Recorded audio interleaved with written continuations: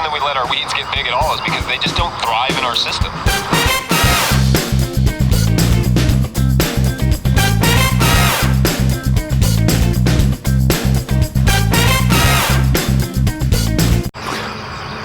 Let's do it.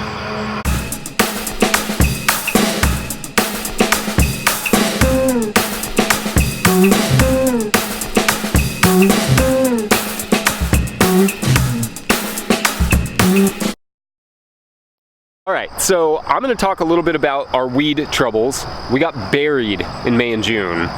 The carrot harvest, we just were going nuts and we were having really great markets, but we got behind really bad. So we basically have spent the last 10 days digging out, and we're dug out, but we're, yeah, that was no fun. So I want to talk a little bit about that. I'm also just going to show you around the farm and show you what we have going on. We got some freaking rain last night, which was awesome.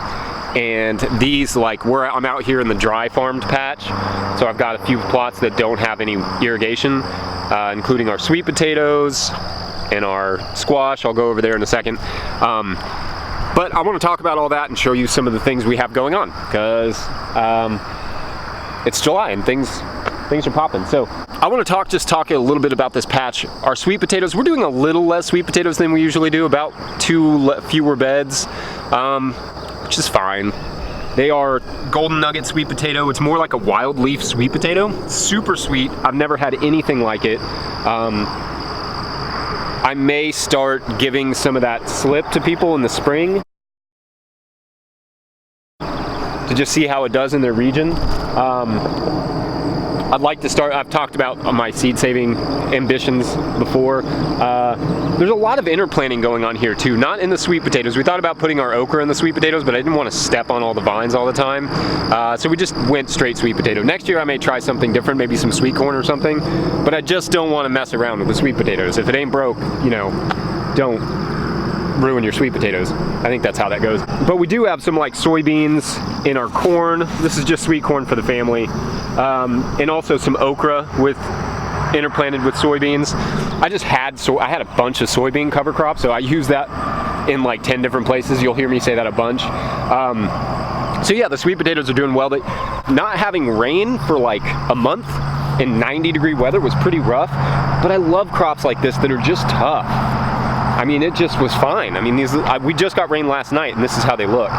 Peanuts here, I've got 3 different varieties, all from Southern Exposure. There's 2 different black ones and 1 striped one, because I'm a sucker for heirlooms, and I'm also a sucker for fresh peanuts. I don't know, if you've never had a fresh boiled peanut, it's like, it's a fresh boiled peanut. It's delicious. Awesome patch of also dry farmed. This is all of our winter squash. It's also with soybean. Man, that really took off after that rain. Like, this looks great. It was looking a little saggy there for a minute, but it looks great. I'm probably gonna have to harvest some edamame off this. One, because edamame is awesome, but also it's just gonna be a lot of soybeans if I don't, which is fine. Like, I'd like to keep our own soybeans. Soybean seed is strangely expensive, so I'd like to have our own soybean seed. Garlic is out. Garlic looked great. Now, I didn't want to tarp this. I'm trying to move away from tarping, but this is the garlic patch. We mowed it, put all the garlic clippings back on, then mowed it. And next thing is let it tarp for probably till the end of next. We got a heat wave coming in. I'm sure a lot of people do. So I'm gonna let it go through the heat wave, pull all that tarp back, and then sow it to our winter carrots. This little patch of Solanaceae is doing great. This is like our flower hedge right underneath me. Got some sunflowers and zinnias and all sorts of stuff. That's fun. And then we've got tomatoes interplanted in the tomatoes is some ginger, and it's doing okay. It had kind of a rough start. This is my fault, but yeah, some tomatoes, Jetstar right there. That's just basically for canning and selling red slicers. And then a kick-ass sunrise. Bunch of peppers. We grew a bunch of peppers this year. Bunch of banana peppers. These lightning banana peppers are out of control. Spicy but delicious. Like, not spicier than a jalapeno, but just, I've been eating them on everything. I mean, it makes your cereal a little weird, but walk through so this tunnel's done pretty well. This is just cherry tomato tunnel, and we've ended up with a little bit of green shoulder. I think that it was too low nitrogen, so I've tried to been upping the nitrogen a little bit more to get a little bit better foliar growth, vegetative growth, as you will. And but the fruit's been okay. I've been, I don't know, still not totally satisfied with this run of tomatoes on this like here, from basically like these down.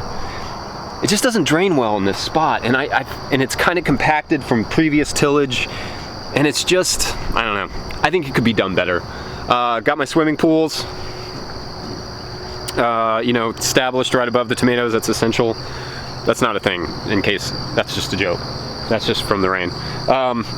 Yeah, so the cherry tomatoes look pretty good. I mean, all in all, they're still pretty well loaded up. I don't know how well you can see that.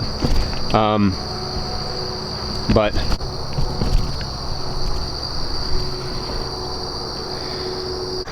we had some bird issues, like birds were pecking our tomatoes. We had a lot of new birds this year, and some of them are jerks and they peck our tomatoes. So we actually went old school and hung up some CDs, and the pecking stopped. Sometimes the old timers, man, they know what they're talking about. That was a tip from our buddies at Grow Appalachia who built our tunnel, our new one, way out there. She was like, yeah, the old timers always used to put CDs there, and that would stop the birds, and I thought that was a cool option. So yeah, tomatoes and stuff over there. When we get this down here in the garden, there's not a lot of cool stuff going on, but there's some cool stuff. This is all the lettuce patch I'm just letting grow as a cover crop now. We cut it twice. We're just letting it grow and hang out. I'm not gonna let it go all the way to flower, but it's gonna be the fall brassica patch. So I'm gonna let it go, and I may even try and get a quick run of buckwheat through here. And there's still some lettuce in here. There's still some of these guys, Cherokee, which haven't done as well this year as they've done in previous years. The Muir is the jam. That's been our jam for summer head lettuces. Really awesome patch of cucumbers. It's uncovered. It's got a very little bit of cucumber beetle, but I mean, they haven't seemed to have done much of any damage. This one's damaged because I hit it with a hoe. But basically, what I did with this was kind of cool. It had lettuce in it, like this, right? I picked out the weeds and I mowed it. I dropped my flail mower just a little bit, so it's going right at the soil surface. It's not getting underneath it. It's just going right at it. So if I had really good, unfortunately I don't have any footage of this, but if I had really good flat beds, you could basically just make a really nice tight mow with your flail mower, and then all I did was transplant the cucumbers straight into that, and they've done great. Like, I mean, there was no tillage. I added a little bit of feather meal to make up for the nitrogen, and I think that's kind of what I'm going to do with the fall brassica patch. So I think I mentioned in another video that we lost a couple beds of carrots. Luckily, we still have a couple left. This is the one that was in between I undersowed the squash, and some of it looks a little spindly, but mostly okay. Oh, I can see, I just sowed all of this last night to cover crop, and we got crazy heavy rain, which is great. I'm not complaining, but you can see sometimes right after you put on that, because of this slope, there's not a lot of this, most of it looks great, but you can see there's just like a line coming through here of the mulch getting eroded. And this is that thing, like people always talk, I've talked about this before, but because I put these on contour, I often end up with erosion issues. If I put them going downhill, right, I wouldn't be able to preserve as much moisture, but I wouldn't have erosion issues in my deep mulch compost. So that sucks. That's super frustrating. Yeah, I'm gonna have to repair that today, and then I'm gonna have cover crop seed everywhere. So that's a little frustrating, just now seeing that. Summer lettuces right here, these are all gonna be summer lettuces. I've got another patch down there. And the new tunnel's coming along. We finally put the gutter on it. We did that video about, I guess it was last week. And And nothing fancy about the gutter. It's just a gutter coming into a tank that I'm gonna cover with a tarp. And then that's just gonna be used to water the sheep and stuff. It's not really high enough to irrigate from it. But yeah, the tunnel's just we're gonna put up a big wall of water somehow, probably rain barrels right through here, just like 30-gallon barrels, and then put our seedlings on top of that, and then that'll be just kind of a insulated wall. And then we could also drop some insulation from this side to help preserve that and keep it cool. So that'll be fun. That's kind of down the road. I want to show you a couple things. The tunnels look okay. You know, they're kind of transitioning into getting ready to start thinking about some fall stuff going in there. In about, well, we've still got one more run of summer stuff, but then some fall stuff will be going in here. This is where so that patch we were looking at with the deep mulch compost that got washed out, I got distracted because what I wanted to talk about over there was how rough that patch looked. So we got overwhelmed in June, and that patch in particular had so many weeds, and Nate and I spent like a whole day just cleaning that whole thing out. And it didn't take that long. It took maybe a few hours, but cleaned it out, got it recomposted, and then got cover crop in there as fast as we could. And then it got nailed with rain, so I'll have to fix some of that. But yeah, and then there's been some of that in here, like you can see in this little clip. It was pretty weedy in the paths. The beds have mostly been fine. Throughout the farm, the beds have mostly been fine. But the pathways got a little weedy. And now this isn't weeds, this is actually shishito peppers, soybeans in the middle, or on the sides, and then in the very middle is purple basil.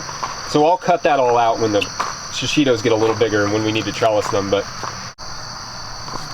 Buzz is keeping things safe in here. Arugula. And then we've got some determinate tomatoes here, and underplanted with just some green onions, because green onions all year. And the determinate tomatoes are just to have some slicers and have some canners and stuff going into the fall. Just want a big load of those to be able to sell. This is something I really want to talk about. So I've got beets and stuff right underneath me here. These plants though, this squash plant that looks insane, right? This all probably looks pretty crazy to you. It looks pretty crazy to me too, especially since I'm seeing like grass seed and stuff. But this thing has been ridiculous. This is going on, this is our 8th week harvesting off of it. I would say this 2 50-foot beds, so 100-foot bed worth of squash has probably made us solidly $100 to $150 every week for 8 weeks. It's been nuts. I mean, the other day I got on the 8th harvest from it, well, 8th week of harvesting from it. I mean, one of these plants, it's probably this one, I mean, is just huge, and it's loaded with flowers and fruit.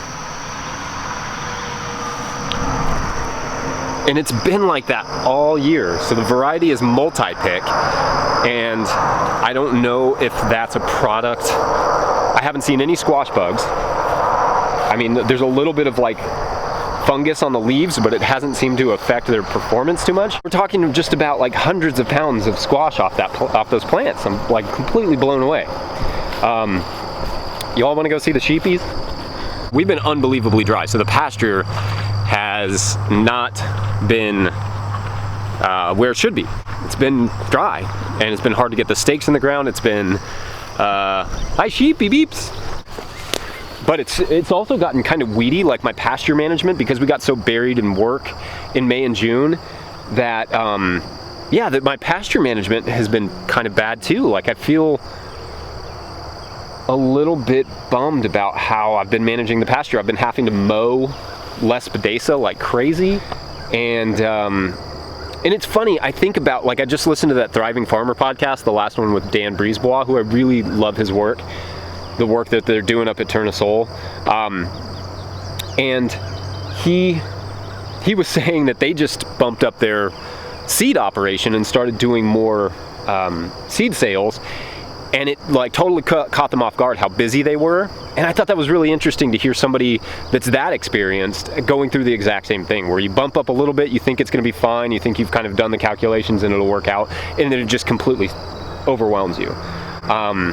So that was interesting and kind of relieving to hear that I'm not the only one who like tries something new like that and then thinks the calculations and everything are going to work out, and it just completely buries you. Anyway, there's sheepies. Beep beep. I'm gonna move them real quick.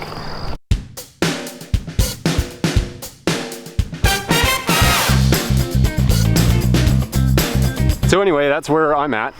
Excited to be starting interviews for the podcast. That is gonna be coming up in September. It's gonna start back. I need to turn this fence on. Let me know if you have any questions about anything you saw there. Otherwise, like this video. If you like this video, subscribe to the channel, subscribe to the podcast, No Till Market Garden Podcast. And, you all stay cool in this heat wave if you're in America, in parts of America that are getting the heat wave. Other than that, you all, we'll see you later. Thanks for watching.